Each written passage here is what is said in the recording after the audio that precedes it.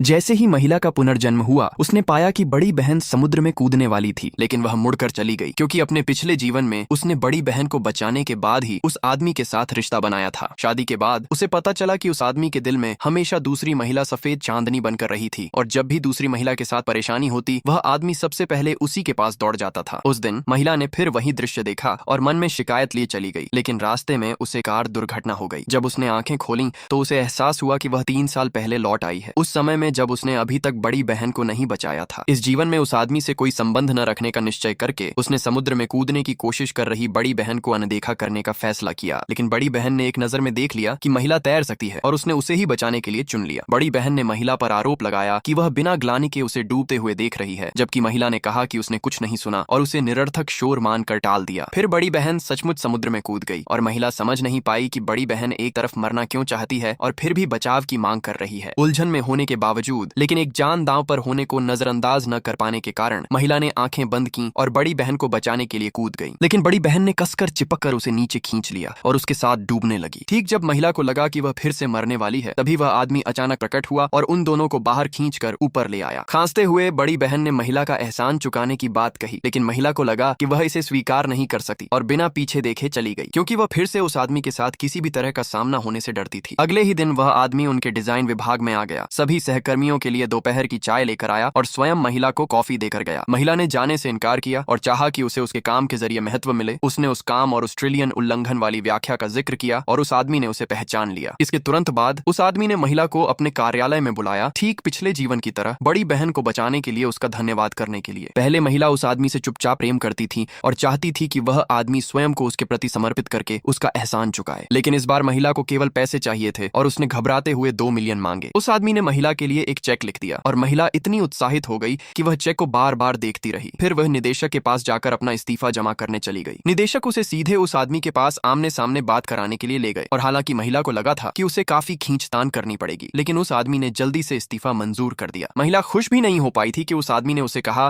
कि वह निदेशक को यह भी बता दे कि निदेशक को भी निकाल दिया गया है, क्योंकि निदेशक महिला जैसी गैर महत्वपूर्ण प्रतिभा को रोक नहीं पाई। इसलिए जैसे ही महिला बाहर निकली, उसकी मुलाकात बाहर उस निदेशक से हो गई जिसे निकाला जा रहा था। उसने निदेशक को आंसुओं में टूटते देखा और उसका दिल पिघल गया इतना कि वह वापस उस आदमी के कार्यालय में गई और अपना इस्तीफा वापस ले लिया। फिर भी इसे निगल न पाने के कारण महिला ने फिर पलटकर उस आदमी को एक दुष्ट पूंजीपति कहकर कोसा, जो केवल उनकी इस बैल घोड़ा जैसी टोली का शोषण करता है। उस आदमी ने दावा किया कि उसकी कंपनी के लाभ शीर्ष स्तर के हैं और वह कभी कर्मचारियों के साथ अन्याय नहीं करता। उसने स्वीकार किया कि वह केवल महिला को ही निशाना बनाता है क्योंकि उसे महिला दिलचस्प लगती है और उसे छेड़ना उसे पसंद है। पूरी तरह क्रोधित और अपमानित होकर महिला बेकाबू हो गई और उस आदमी से लड़ने लगी।